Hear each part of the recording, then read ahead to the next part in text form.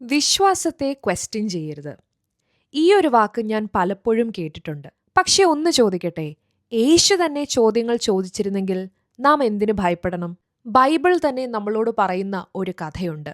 അത് കേൾക്കുമ്പോൾ നമ്മുടെ ഹൃദയം തുറക്കും, നമ്മുടെ വിശ്വാസം കുറെ കൂടെ ദൃഢമാകും. കേരളത്തിലെ ക്രിസ്ത്യാനികളുടെ പാരമ്പര്യത്തിലെ തോമാസ് ശ്ലീഹ, മാർ തോമ എന്ന് നാം അഭിമാനത്തോടും ആദരവോടും കൂടി വിളിക്കുന്ന ഇന്ത്യയിലേക്ക് ഗോസ്പൽ കൊണ്ടുവന്ന മഹാനായ അപ്പോസ്തോലൻ. വെസ്റ്റേൺ വേൾഡ് അദ്ദേഹത്തെ ഡൗട്ടിംഗ് തോമസ് എന്നാണ് വിളിക്കുന്നത്. എന്നിരുന്നാൽ പോലും ലോക ചരിത്രത്തിൽ രേഖപ്പെടുത്തിയ ഒരു അതുല്യ സാക്ഷിയാണ് ഇദ്ദേഹം. ക്രിസ്തുവിന്റെ റിസറക്റ്റഡ് ഫിസിക്കൽ ബോഡിയെ യഥാർത്ഥത്തിൽ സ്പർശിച്ച വ്യക്തി. കേരളീയർ എന്ന നിലയിൽ നാം ഈ ഒരു കാര്യം വളരെ അഭിമാനത്തോടു കൂടിയാണ് പറയുന്നത്.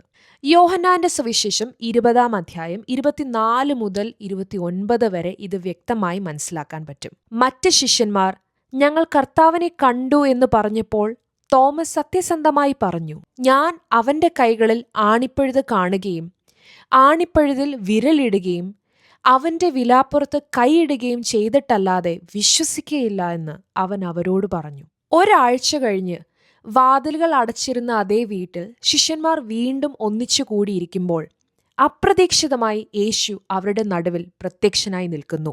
പിന്നെ തോമസിനോട്, നിന്റെ വിരൽ ഇങ്ങോട്ട് നീട്ടി എന്റെ കൈകളെ കാണുക, നിന്റെ കൈ നീട്ടി എന്റെ വിലാപ്പുറത്ത് ഇടുക, അവിശ്വാസിയാകാതെ വിശ്വാസിയായിരിക്കുക എന്ന് പറഞ്ഞു. തോമസ് ശ്ലീഹ അവന്റെ മുറിവുകളിൽ കൈകൾ വെച്ചു.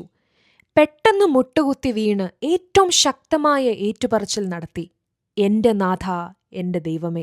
ആ ഒരു നിമിഷം അദ്ദേഹത്തെയും മറ്റ് ശിഷ്യന്മാരെ തൽക്ഷണം മാറ്റിമറിച്ചു. നമ്മുടെ തോമസിന്റെ സത്യസന്ധമായ സംശയം കാരണമാണ് ഈ ഏറ്റവും വലിയ തെളിവ് നമുക്ക് ലഭിച്ചത്. യേശു തന്നെ സുവിശേഷങ്ങളിൽ 307 ചോദ്യങ്ങൾ ചോദിച്ചിട്ടുണ്ട്.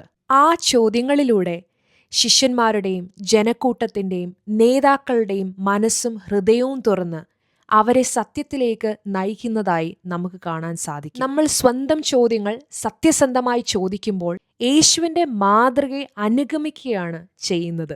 ഓട്ടോമാറ്റിക്കലി അതും നമ്മളെ സത്യത്തിലേക്ക് നയിക്കും.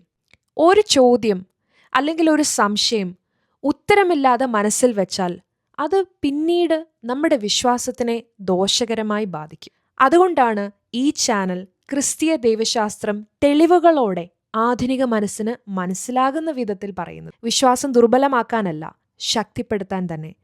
ചോദ്യങ്ങളെ ഭയക്കരുത്. ദൈവം നമ്മളെല്ലാവരെയും അനുഗ്രഹിക്കട്ടെ. Take care and God bless.